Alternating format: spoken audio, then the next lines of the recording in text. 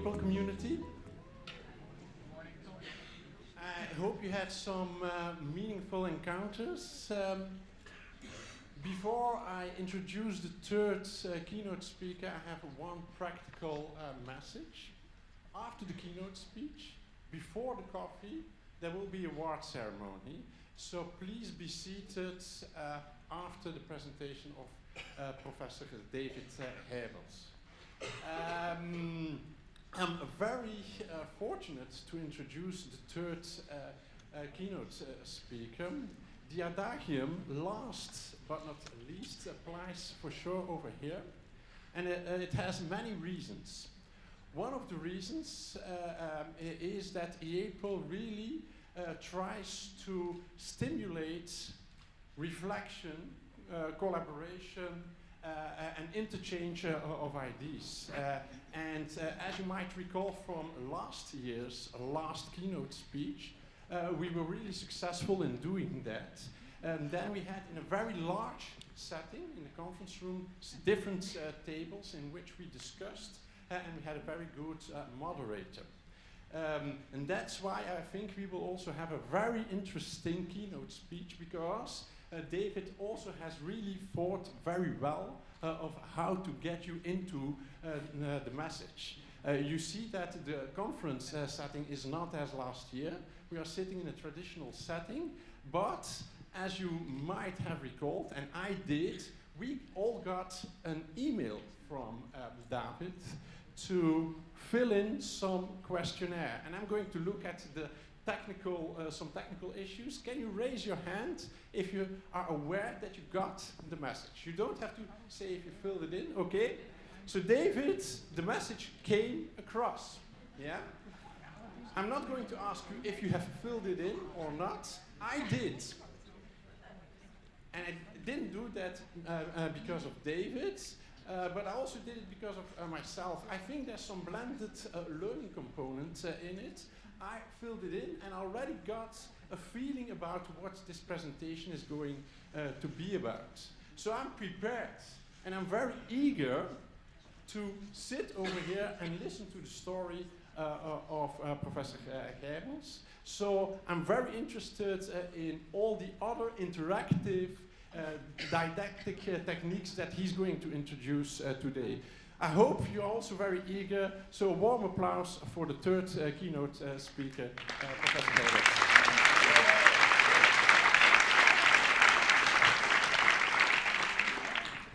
Now the expectations are high, which is good.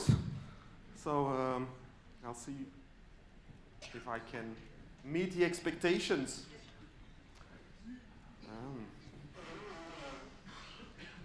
There is technology. Yes. Off we go. Good morning. Happy to see so many faces. I must admit that last evening I was a bit worried that I would be alone.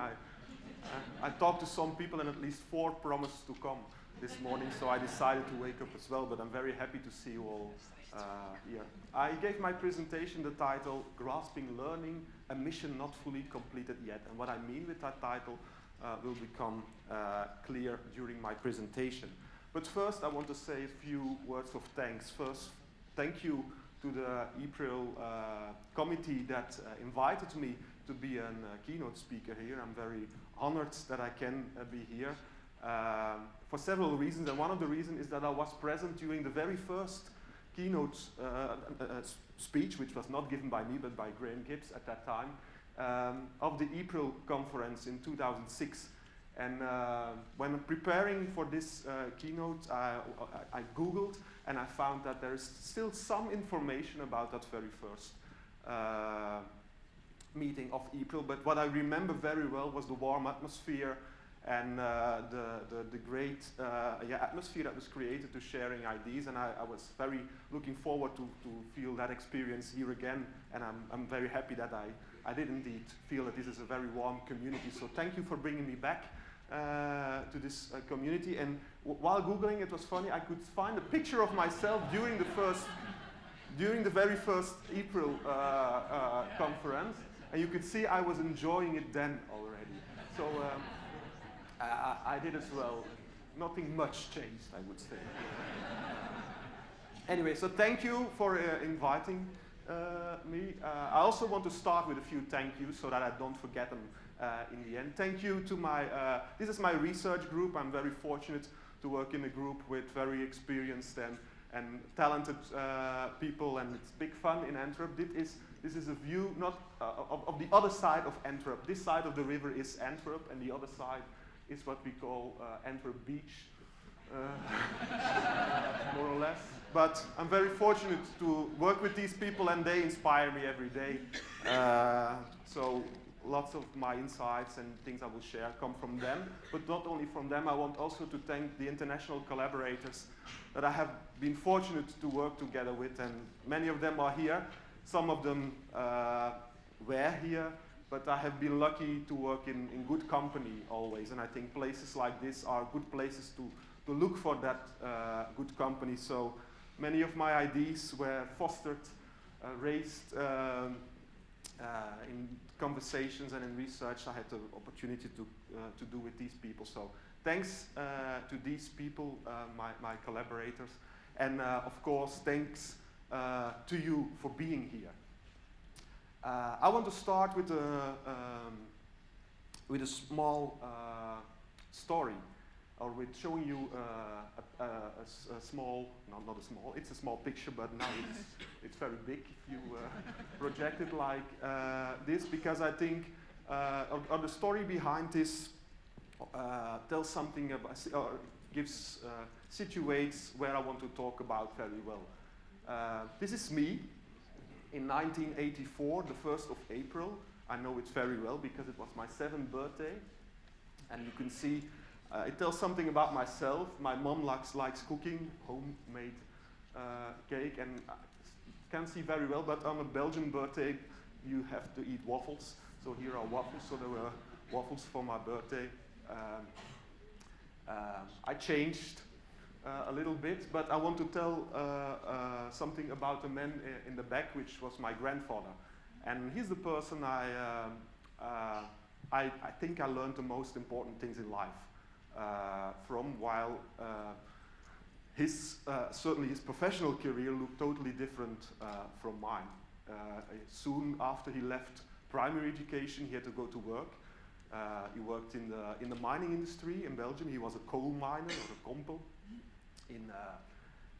So soon after primary education, he went to work, and his work was very hard. I'm often talking about professional learning and things like that, learning during the profession, and he would, for sure, if he were still here, he would not fully understand what I would be. He would be proud that I would be speaking for in Tartu, in places he never thought his grandchildren would come. But he wouldn't understand, because his work was mainly about surviving, making sure that you get alive back home in the end of the day. So me talking about learning as something important, not only for students, but also for professions, illustrates, I think, very well the changing times. And they are illustrated also, you can see them in the landscape. So this was where most of his professional life he spent. In the mining industry, and these buildings have been beautifully restored. Now I was biking last summer there, and it really looks beautiful there, but not only it looks beautiful, from the ashes of the mine factories raised companies, organizations that are highly knowledge intensive, creative industry,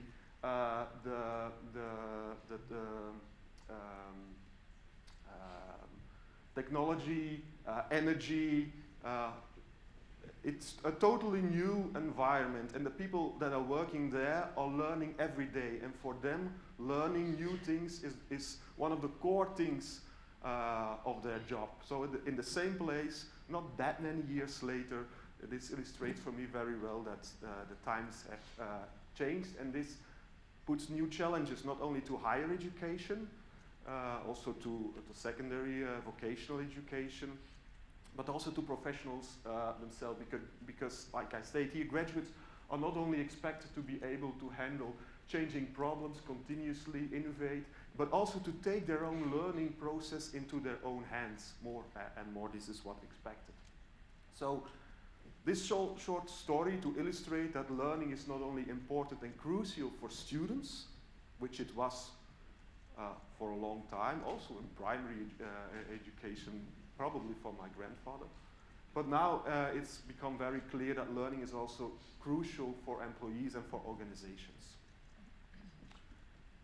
And that's why, or one of the reasons, I think, why in the past decades, and also here during the conference, as I saw some presentations on this topic, that initiatives are taken to raise the self-knowledge about why and how students and employees learn, and to do something with that so that we can give people feedback on how they can work on their learning, which was, for my grandfather, definitely a strange question. So far the prologue. I hope you're still with me, because now I'm moving to part one. Grasping learning. So how do we grasp learning? The presentations I went illustrate very well, I think, that we mostly try to grasp learning, and that's the way I did it also, by sending you an email to fill in a questionnaire. And these questionnaires are created, developed both for people in industries, in professional organizations, but also for students in schools. And what I want to do next is to talk to two examples that we have been involved with in our research group in the development of these type of instruments to grasp students' learning in higher education, to grasp the learning of professionals in organization, and to think about how we can give feedback on this learning in order to make the learning improve. The first, I want to talk about projects about student learning and how to grasp it. And there are many interesting projects I could talk about. This is, for instance, a snapshot of a project that we're currently involved with partners in Greece and Italy, where we also try to include emotional regulational aspects as an aspect of why learning is important. There are many people from Flanders here, and if I show Columbus, that should ring a bell, because the Flemish government has invested heavily in creating a tool that is called the Columbus instrument, that all students in Flanders that want to go to higher education will be requested to fill in, and they will get feedback on different aspects in order to inform them about this is me at the start of higher education, and I can, if I want, I can change some things, or these might be aspects that are good to be aware of. And one of the instruments included in that is the LEMO instrument, and that's an instrument that has been, we have done lots of research about, together with Geert van Toornout. I promised Geert couldn't be here, but he said, I have some spies there, so you should refer to my work. I don't know if the spies are in. Yeah, I see the spies. Okay, so take a picture. He's in there. It's an instrument to diagnose and strengthening the learning and motivation in the first year of students in higher education. So where is the instrument about? It tries to grasp learning strategies of students, and it tries to grasp some motivational aspects of students. And these aspects were selected just by chance or by because they were lying there on the ground and they made a nice instrument of it, but because of research has shown that these are important predictors of academic outcomes, especially in the first year of academic careers, of higher education. It matters which learning strategies students use, and also motivation matters. And important also, these are things that you can work on. There are a lot of other aspects that matter a lot, but they're hard to work on. So these are aspects that you can work on. Some background of these instruments is, and that's, I think, something that you see in all of these instruments. They're normally based on solid theoretical frameworks. For instance, this LEMO instrument is built on the self-determination theory, a theory I saw in many presentations popping up also here, and I think a very powerful theory to say something about motivation. And on the other hand, the learning patterns model from Jan Vermunt. So they're internationally used, validated, and what we did in that project was to see whether we could validate them for that Flemish context. They are based on Likert scale, so what students get are questions like this, and they have to, these are Dutch statements, but they have to say yes or no, I agree, and then they get feedback whether they like it or not. And this feedback is also developed based on research that we do in this case, together with the University of Applied Sciences, the AP Hogeschool, where Geert is currently employed, and Vincent and Liesje, two of the collaborators. Lieven left Antwerp, Liesje left Antwerp now because she became a professor in University Catholique de Louvain-la-Neuve in the French-speaking part of Belgium, but she was also heavily involved in research that we've done with this instrument. So where do we base the feedback on?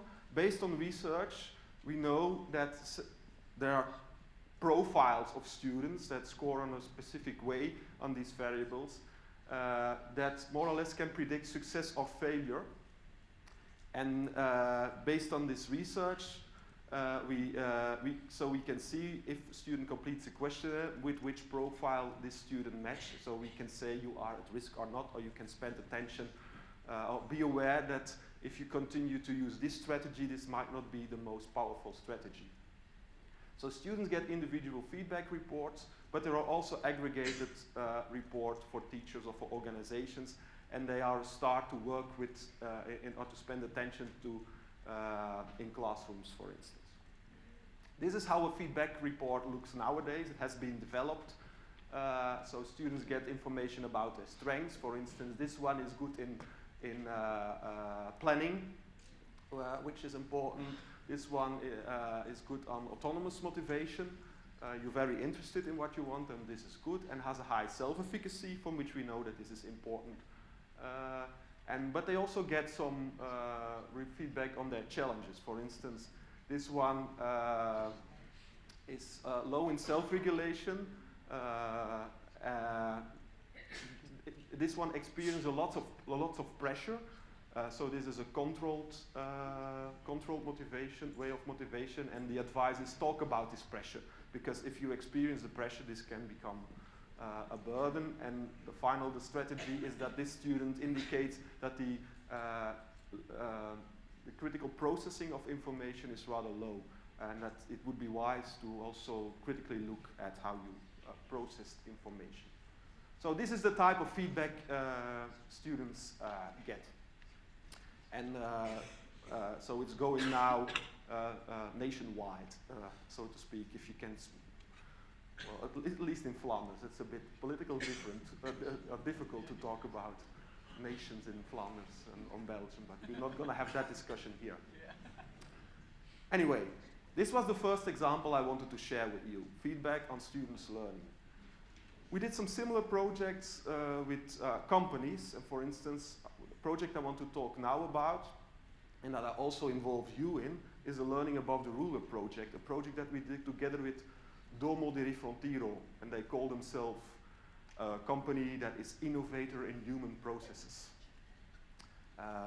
Because they work with people, they work with organizations, and their focus is on learning new things, coaching, etc., etc.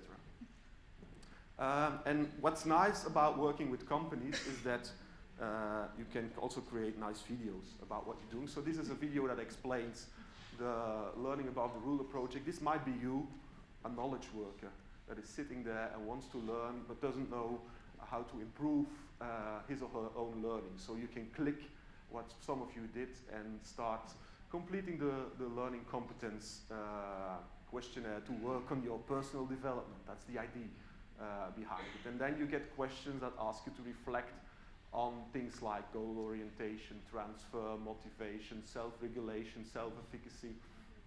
And you get a feedback report, and hopefully, or the idea behind this, that this feedback report might help you on the one hand to reflect upon how am I learning in this type of situations. But the main idea actually behind this project was that this would give the company information. They would ask people that they would give trainings to complete this information, so that I have a better idea about who are the people sitting in my room, and what can I have an idea about the profiles. If I have to work with large groups, which they don't like, but companies often ask them to do, we have a big group and this is what you have to deal with. They said we want to have more information.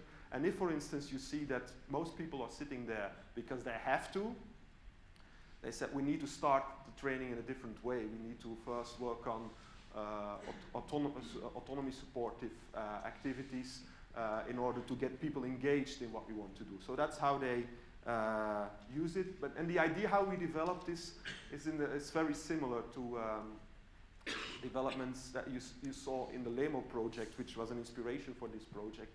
Starting from relevant theoretical frameworks, existing instruments, then develop and test further these instruments for the specific target group. In this case, it's were knowledge workers, so people that for which working with knowledge and learning is important, like the people working in the mining side today. And then develop feedback. And this feedback was again developed in collaboration with practitioners, but also based on research. These are the people that were involved in the Learning Above the Ruler project. So these were at that time from Antwerp University, my colleague Piet van den Bossen, and at that time Gert van Turnhout, and then Peter and Christel were the people from the company that were involved. So how does that instrument look? Many of you notice you go to a website where you get some basic information, you complete a questionnaire, and then you get a feedback report that looks like this on every concept. You get some small information about what the concept is, and then a benchmark. This is how you scored, and the benchmark group, because that's I learned something companies like to benchmark themselves against similar people in other organizations. They also developed, so this was the basic idea for them, but then they learned that there was interest more than expected, and then they further developed a very elaborated feedback report, and they try now to make a business out of that also, but we negotiated that what we call now the free version is free for everybody there, so that it can be used. If you look to what constructs we question there, then you see some similarities to things we questioned with students. It's about motivation. How are you motivated? We use also the self-determination theory here, because are you sitting here because you want to, or are you sitting there because you have to from yourself, or because your boss asked you to? What are your goals? Something about self-efficacy, how you conceive yourself, how you regulate your own learning, and your orientation towards transfer. Do you want to do something in your professional life with what you are learning here? So for the validation, we used a large, we worked together with many companies in Flanders, and would say that we managed to get a reliable and valid instrument. And you could see this because there was some interesting and meaningful relationship. For instance, autonomously motivated knowledge workers, they self-regulate their learning more in their professional development activities, which is not strange, but which is good to see that this comes out. So the ideas were the same as with the projects to grasp students' learning. Feedback-based on research, but developed in co-creation with the people that are working in practice. What was new here is that we added a benchmark, because that was an explicit question. We get an individual feedback report for the knowledge worker and a group feedback report for the trainer, because this gives them information about how to deal with in the training. And what was new also is that we developed a toolbox also for the trainer and the trainers in his organization, because the organization has grown, to deal with different types of knowledge workers. And we're going to use one soon, one of the tools we developed. So now is the time. This is a picture I put in here for several reasons, but one of the reasons that some strong students sitting here with lots of papers, and this is the signal that you can distribute these papers. There's one paper for every 2 persons, so don't take each one. because you need only one for every two persons. I thought I shut down my email, but you see on LinkedIn, someone wants to connect with me. And I forgot my password because the university changed my email address from ua.be to uantwerpen.be. I forgot my password and they keep on sending it to the old email address and I cannot. But anyway, I'm sure this problem is familiar. So sorry, I cannot accept any LinkedIn invitations anymore. The instrument that's being distributed is what we call 4 in a row. And this is what we're going to play at the end of my presentation. It's an instrument to foster your transfer. So I distribute it because you can read it, but also because we're going to use it. What you see here is not a regular 4 in a row. On the top there are some things like questions, personal insight, application, organizational insight, again application, again question, and facts. What I want you to do at the end is to play 2 by 2, 4 in a row. The stakes are very high for several reasons. So we're going to play the what did you take away from the keynote of David Gijbels 4 in a row game. And we're going to not just play it bluntly. I told you I'm from Belgium and I showed Belgian waffles, but what is Belgium famous for else? Chocolate and beer, yeah. Now I know we're not the only country in the world that's famous for chocolate, the Swiss would say, and I see nice chocolates from Estonia. Oh no, they're Belgian. Yeah. But I thought I could seduce you after a conference dinner by some very special beer. This is the University of Antwerp beer. This is a big bottle of University of Antwerp beer, so maybe this can trigger you what we're going to do. So you can think already now about, did I learn a fact? Did I have a personal insight? Do I have a question for David Gijbels at the end? Do I have something that I will use in my organization? Is there something I can apply in my personal life, for instance? You can take a short note and write some things already down, because at the end, when I say we go for it, then we do the 4 in a row, and the person that has 4 in a row first will win the bottle. So how it will work is you do it first. So I have a question, and this is my question for David Gijbels, and the other said, I have a question too, so you can have 4 in a row. I will explain it again later, but think about, do you have questions for me in what I told you already and what I will tell you next? Do you have a personal insight, something that you will apply, an organizational insight or effect? So think about this and think about this. The cum laude Antwerp University beer. Okay, so but before we're going to do that, I'm going to tell you a little bit more in order to make sure that you have some questions for me, but I have also another assignment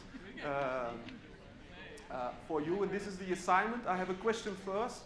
So I know who received the email or who opened the email, but who completed the learning questionnaire before? Okay, so look around, because these will be your buddies. Look to a person, find yourself a buddy that also completed the learning questionnaire before, and discuss what yourself liked but also did not like about the instrument, about completing the questionnaire, and also about the feedback report that you received. What did you like about it? What did you didn't like it? In what way was it helpful, and in what way was it not helpful at all? There's another group that for which I didn't came across the spam filter probably, so I assume that the others didn't complete.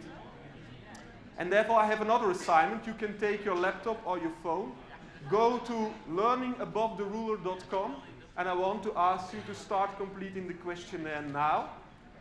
In the questionnaire, I will ask you to have a professional development activity in mind. I know one for you. You went to a conference, the EAPRIL conference. So have in mind, look at the EAPRIL conference as a professional development activity, and have this in mind to complete the Learning Above the Ruler questionnaire.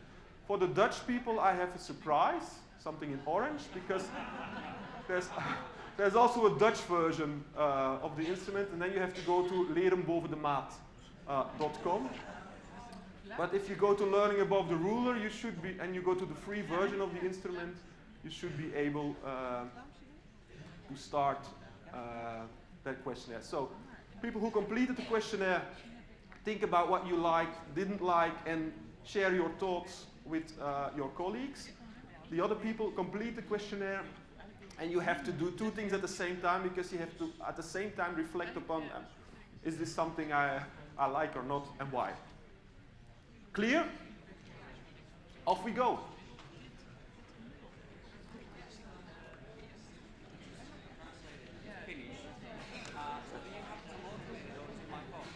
It's in the phone then. Yeah, I haven't. I don't have a finished translation, but it's good that it translates automatically. It is not perfect. Like you can understand. Not me, maybe the company, but yeah. So.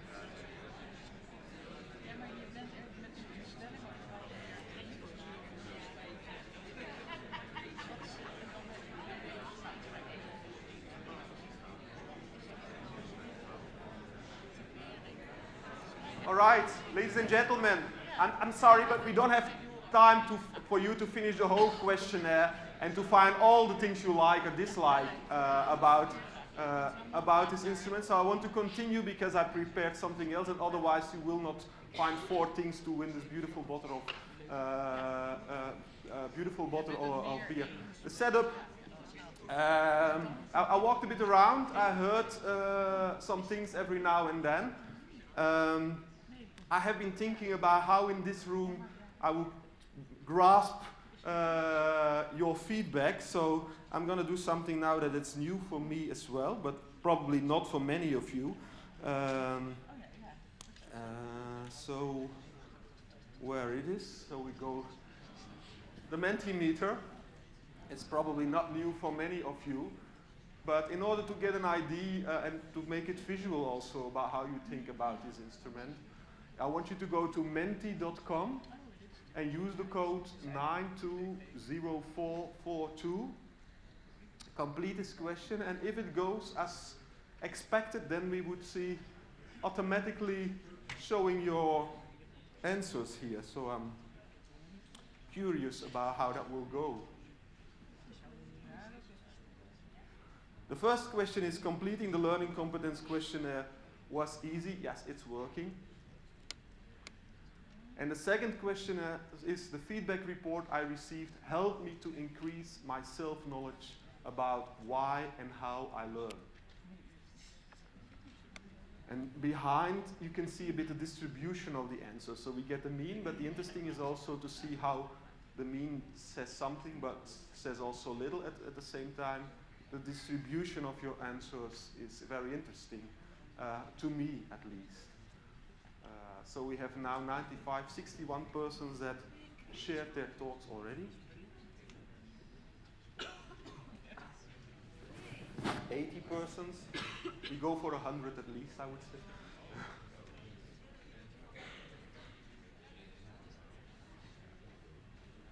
Okay, we get an idea more or less.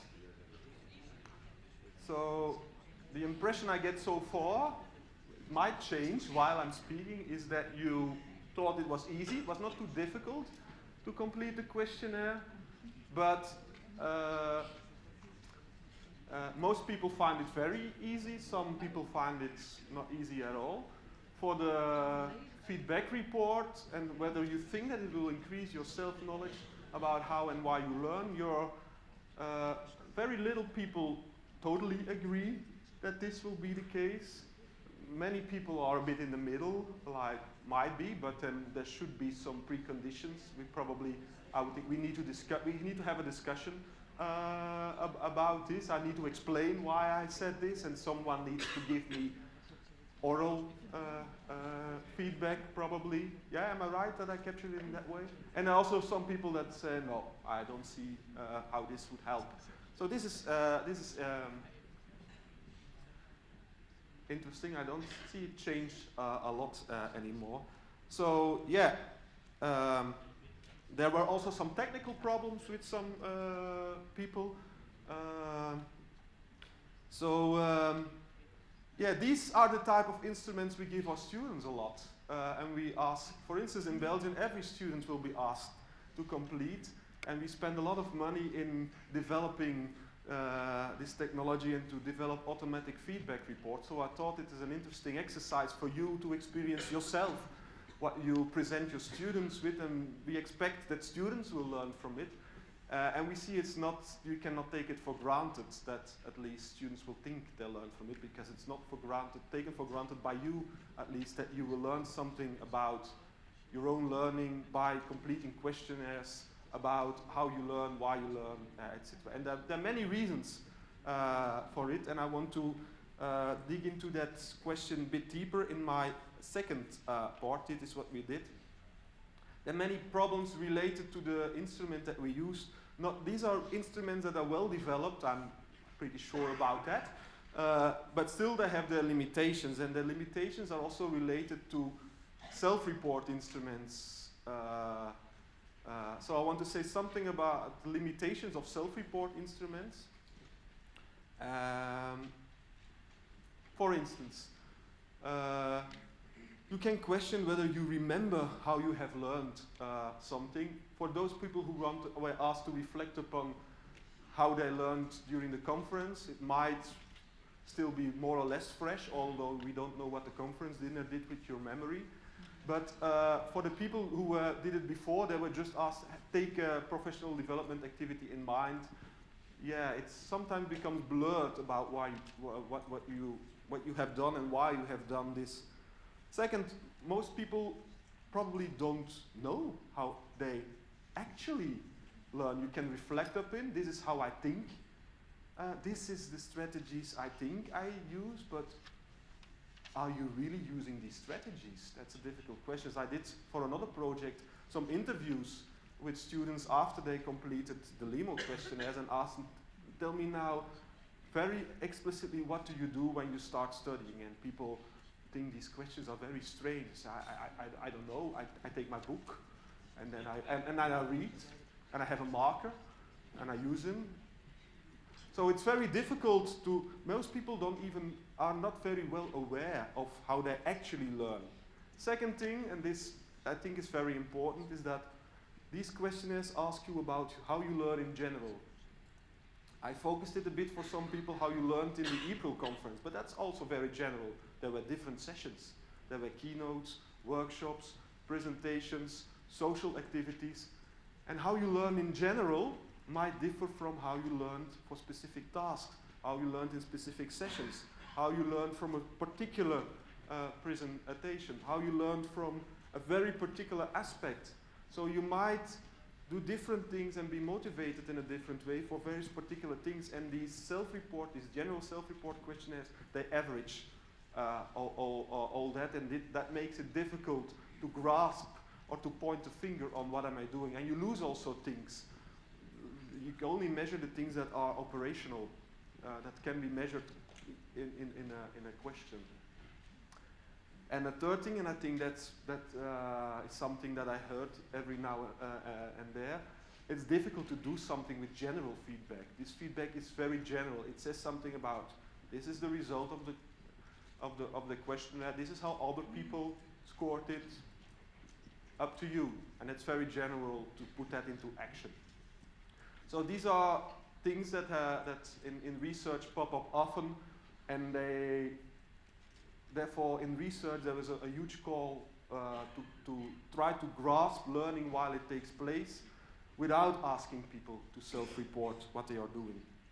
And this is where I want to talk about in part 2 of my presentation. I prepared 3 projects. I'm not sure time-wise whether I can share them all to you, but I'm going to try. First one is about, when talking about learning, very popular, what's happening in the brain, and we're going to measure what's happening in the brain, ready. Second is learning is a very visual activity. We learn with our eyes, so we have a project on eye tracking. And the third project is learning is digital. We use a lot of digital activities, so we grasp what students are doing and try to make meaning of that. All right, off we go. Very quickly, the Fmri project. The question we asked ourselves, okay, so it's very popular, learning as a brain activity, but actually if you look to the research that has been done in how we can grasp learning,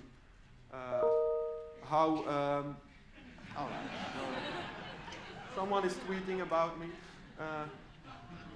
This is the paper. In the end I have a slide with all the references, so we looked into the literature to all ways of how you could describe learning and how in Fmri, which is a very popular technique used in brain research.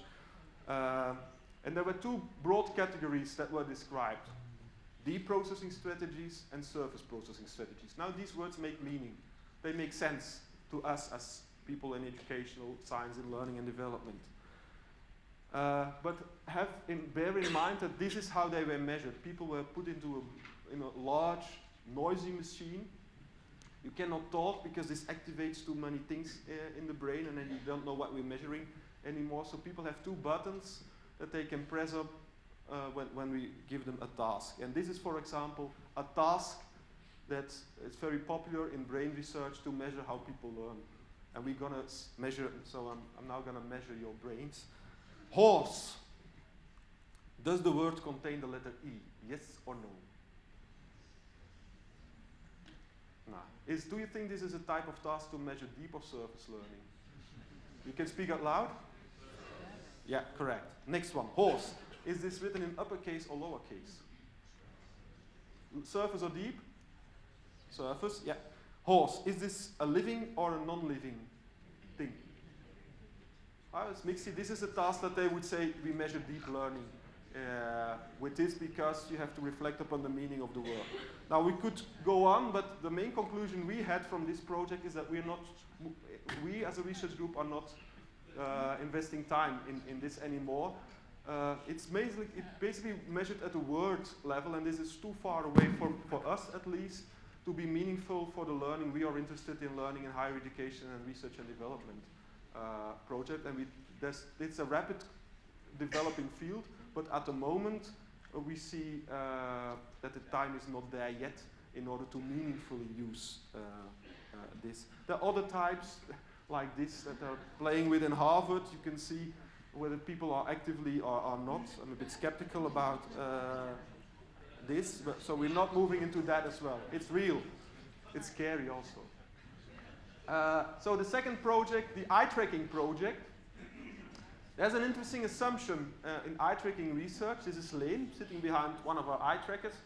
The eye-mind assumption. And the eye-mind assumption is that the location and duration of a fixation, this is where you fixate the eye on, provides an indication of what information is attended to and how intensively that information is being processed. So in other words, where you look at and where you focus on, this is the information that you process. And I have an illustration for you. Do you know this guy? Waldo?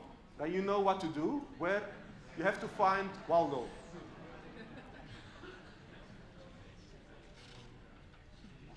Did you find him? Yeah? All right, so if I would put you before an eye tracker, this is the type of data that we will get. It would see how you scan it, where you put the focus on. And the idea is that, so you see the picture, but you don't see immediately Waldo. That means that you don't process that he is there, although you get a bigger picture. But where you focus on, that is where your attention is on. And the bigger the dot, the longer you focus. So he was in that corner. No. So this is the type of data we get there. So we see you have material, where do you focus on? The idea is where you focus on, that's the information that you process. Now it's better is in that corner. You get different types of exercises. There's a heat plot that you can generate. The redder, the longer the focus is. So the idea is that what you don't focus on is not processed, and that with eye tracking we can see what you focus on, for how long you focus on that, and in what order, where you focus on first, where you focus on next. And now I have to make some decisions, so I'll tell you something about where we use, the nice thing about eye tracking is that it's also task specific. You give students a task, and it's not general. You can give feedback immediately on how people process that task. There's a lot of research on how people process information from text, and texts are still the most important source we use in education, but also in the professional life it's still very important. And that research comes from the 70s.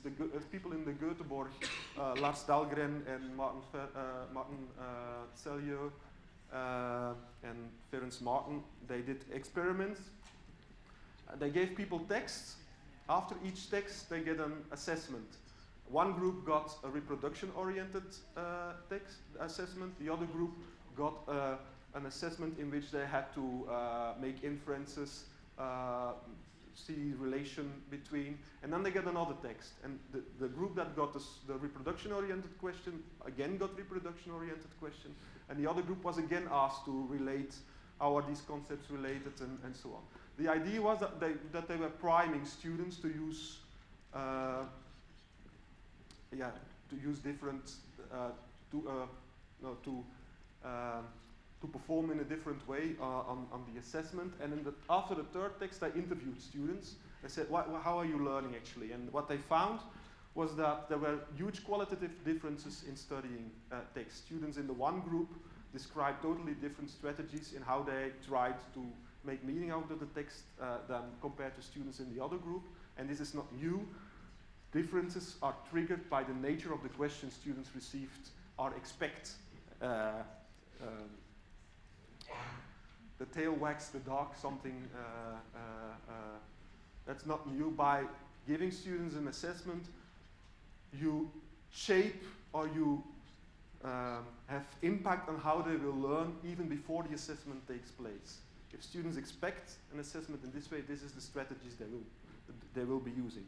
Now this is interesting. We did actually an exact replica, but we used eye tracking in the end and acute retrospective recall. So we could give student text. We used the Handbook of Happiness. And this is what we gave students after the third text. And then we asked them to explain what you were doing.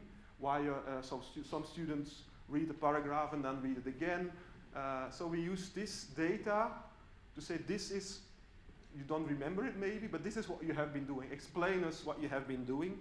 And this is how we develop measures to use eye tracking to grasp these constructs like deep processing strategies and surface processing strategies that were developed earlier in the 70s and where questionnaires were developed in the 80s and the 90s.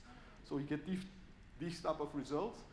The deep learning students is in the right condition because all the meaningful information was in that paragraph, while you see the surface learning condition student, every information is very important, and especially facts and details were read there, where this student is trying to look for the meaning.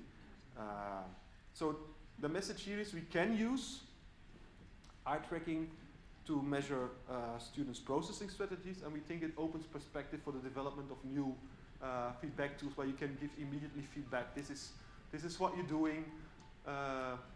Might be not. Technology is developing fast. Everybody that has a smartphone has an eye tracker with them because, for instance, Samsung uses the eye tracker to see whether they need to put the energy in the battery high or not. If you're looking at your phone, the battery will give more energy than if you're not looking at your phone. So the technology is there. I'm sorry for that. I tried to shut this down, but I failed. So third experiment I want to that we're doing is about log data, and we developed or we designed a study in our own course. In our master program in educational sciences, we also give statistics, and the statistics we give in a flipped way. So it means students get lots of information at home. They can process. They have videos that the teacher is explaining the theories and how you can make the exercises. And in the classroom itself, there are further exercises, difficult exercises. They can ask questions to the students. So no time to give explanations anymore, only time for interaction there. And so this is the context. Sven is one of the teachers. He was here. What they can have at home are screencasts, videos, but also an open learning package, self-study assignments. They have a forum. We did this research together with Hans. And in the class, then they have a short discussion of the difficulties, and then they need to make exercises their own way, self-paced in the PC class, and they can ask the teacher for help if needed. And what we did is we collected data at home based on the video platform analysis. We could exactly track how long and when and how they rewind and how they paused during the video, but we also asked them to complete a daily diary. Every day, evening they get an email that you do something for the statistics course, what did you do, for how long. And the interesting thing is that we could link this, and students were very honest. We could see if they said something, yes, I looked at the video for that long, it matched very well with what we could see in the data. So this was interesting. Based on this, we saw that there were 3 profiles of students. A group of students that was doing very little, minimal effort,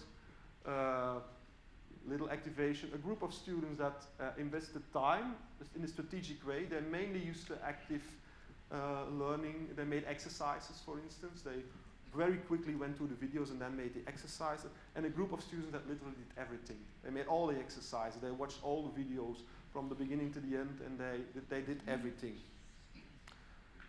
So the idea is that with this, it means that Big Brother is watching the students. We can see what students are doing online. The question is now, how is this related to what they do in the class, and can this be used in a feedback way? What we did in the class is students were sitting behind the computer, and we also logged just everything they did. They had to make exercises in a statistical software program which is called R.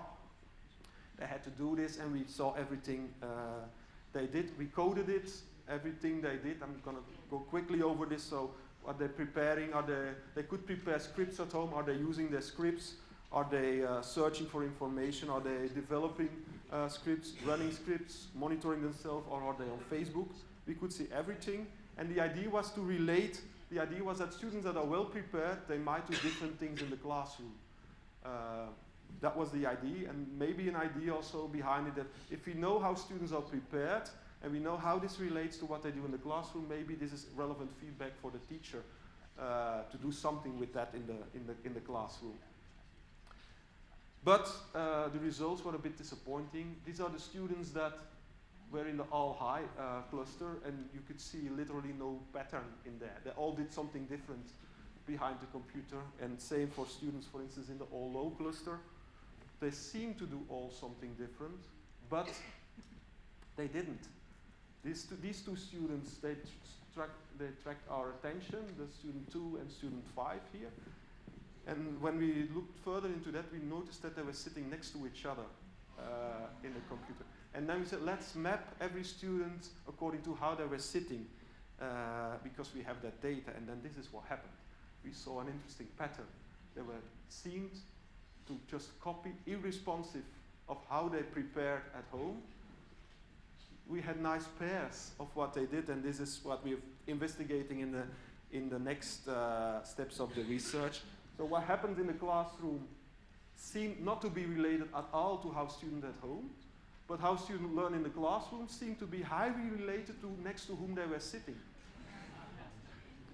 And that might be related because they were free to their motivation. Maybe students with similar motivation were sitting next to together. Or maybe students with high in self-efficacy were sitting next to each other. Or maybe one student was high in self-efficacy, and irresponsive of how he or she prepared, he said, you have to do it this way. So these are interesting things, but concepts like motivation and self-efficacy, we have to use questionnaires to measure these contracts. We don't know any online measure how to grasp these things, so we think that in order to get a full idea about grasping student learning, we need to combine different ways. Self-report questionnaires still have their place, but I think also online measures might give us interesting information. So now it's time to ask questions, but I promised you that I would give you the opportunity to win a bottle of beer. So it's time to make a decision to whom you want to play against. And so the first person can say, I have a question for David. This is the question I would like to ask. And the other said, this is the question I would like to ask. This is my personal insight. I have another question. I have another personal insight. I have another question. I have another personal insight. And then he said, I have another question. And then this person can show 4 in a row or beer. You can choose. And we stop the game when we have 4 in a row, or when we, if there's no one who wins the beer, I'll take it back, or I will at random point somebody. So, and then after that, we have some time, you have real time to ask the questions in public, or I'll be hanging around here after what's awesome. So are you ready? Before I give the start, I want to make some final things. I want to make a commercial activity. In Antwerp, we're organizing a special interest group of early on online measures of learning. So if you're interested in the last studies, we welcome you in Antwerp next year. Antwerp is a beautiful place. And for those interested in the ideas behind what I've been talking about, you can find more information here. But now, time to play. Go, and good luck.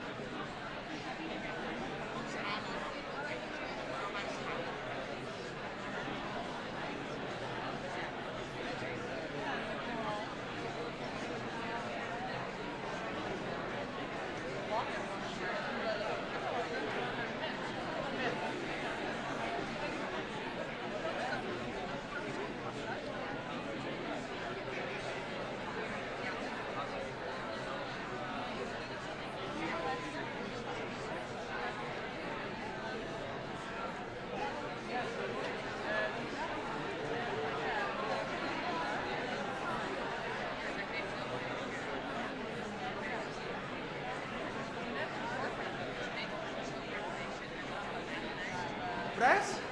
Ladies and gentlemen, we have a winner. May I have your warm applause for Jozef Kessels?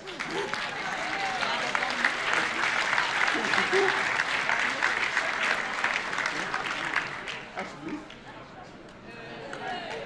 So, Jozef, did you also have a question in there? Because then you will have the honor to ask the first question, or were it only insights that you would like to? Maybe you can share the winning issue, and then we open the floor for questions, if that's all right. Because now I'm probably taking over the role of the chair, but never mind. Well, my main question was, you know, we both are so much in collaborative learning and co-creation and so on. And all of a sudden I got stuck in competition. I had to defeat my partner. So I think the message is fully contrary to the method. And that confuses me. Okay. How would you solve it? All right, well, that's an interesting question. Well, I put this competition in here to, because I thought that especially Dutch people would like or Belgian beer, but everywhere in the world, so it was just a bit of a game, but I think you're right, and I think that's why I wanted to share the last study also with you, that learning is a social activity very much, and these instruments, well, there are ways, and we're setting up research also in order to grasp that social aspect and also an emotional activity. It's also the stuff I've talked about reflects that very little, but that's why I found it very important to show you the last study that you might forget if you're too deep into trying to grasp learning and this fancy, because it's toys for big boys. Also, I admit, but also it's a way that the scientific community is going to grasp things better, and there's a danger to forget these things. So, yeah, you're right, and that's why I showed you the last. And I think the discussion, like it was popped up, like this is interesting, but I need to have a discussion about it. I need to share my thoughts and ideas. It's a very important aspect that we must not forget. So. And another thing, David. I think we should give this to one of our Estonian colleagues. Okay. Because I can't take it on the plane tomorrow morning. Okay.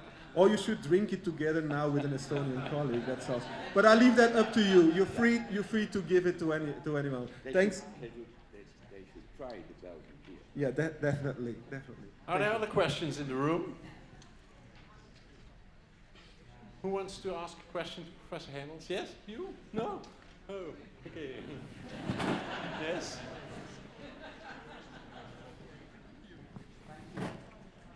Thank you, Professor Gijbels, for excellent presentation, and I really appreciate the theoretical background and practice background there, what you're doing.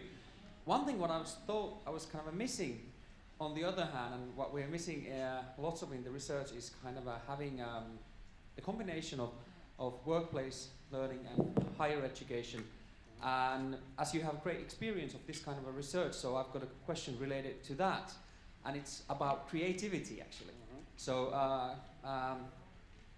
creativity is in one of the 21st century skills constructs, and I don't mean just the creativity as an artistic ways or music or something like that, but as a problem solving skill or as a part of that, or critical thinking and so on. And being creative is a major task for companies and working there, and particularly innovative companies.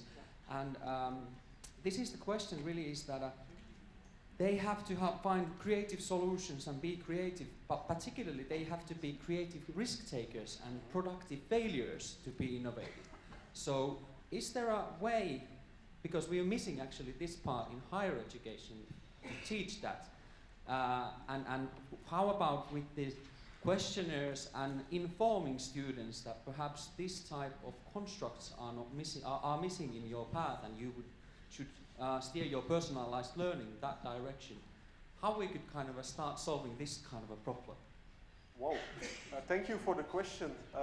It's a difficult question, I think, but I agree that there's the instruments that I showed and that we focused on mainly grasp the cognitive aspect of learning, and that's a very important aspect of learning, but that doesn't mean indeed that there are other aspects that are informative as well. All right, so we got a project that is granted, which is good. So yeah, so I think so. I'm mainly focused on the cognitive aspects of learning here. Like I said, we're now focusing on the emotional aspects. I think emotion is really interesting because it touches also, I think, to the creative aspect of learning. But I have no experience in research about how to foster this creativity. I can say what we try to do in our own educational program, because there we work, for instance, with project-based learning, where we give real questions from companies that companies are struggling with, and the problems are ill-defined, and then we leave space for troubles and to well, my colleague that was just mailing me, Piet van den Bossen, does research on team learning and the importance of cognitive conflicts. For instance, there's also a cognitive aspect in there, but disagreeing, discussing ideas, and having these types of activities, I think, might foster that, leave room for serendipity. So the message here should not be that the focus should only be on the cognitive aspect. I do think that the cognitive aspect is a really important aspect of work also, and I do think that you can be creative also if you can for.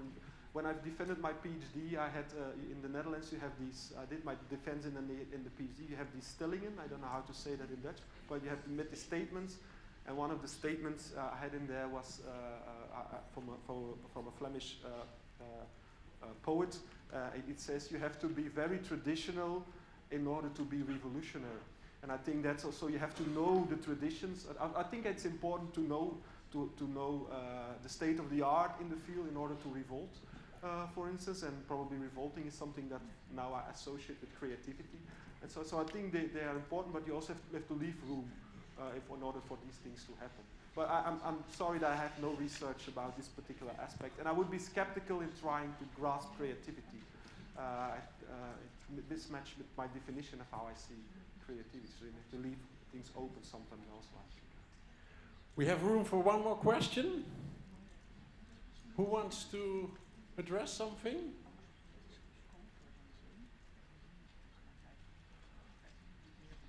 You've been focusing a lot on the feedback and how to improve the feedback instrument, the diagnosis instrument, but also at the practice-based conference we are very much interested in what you are going to do once you have received this feedback. We were talking slightly about this toolbox. Can you elaborate a bit more? What's happening and what can you provide once people are being mirrored or see what they are lacking in terms of their motivation or their learning strategies?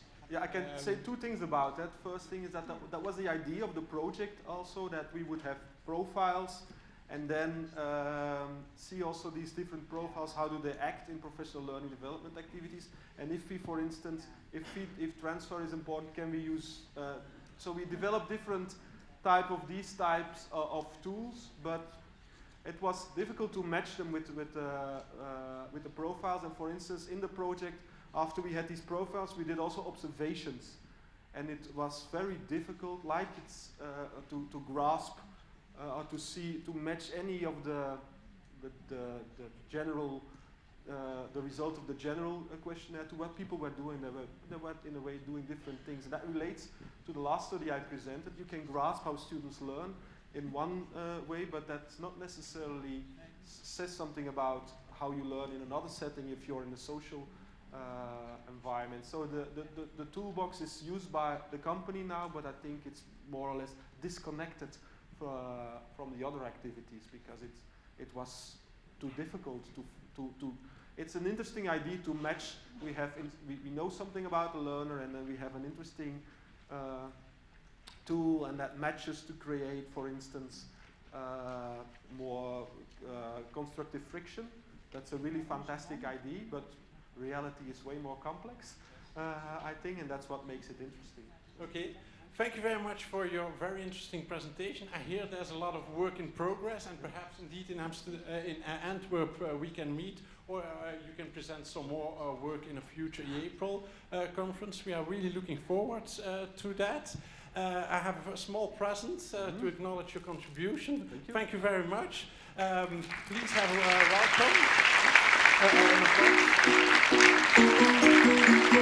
welcome.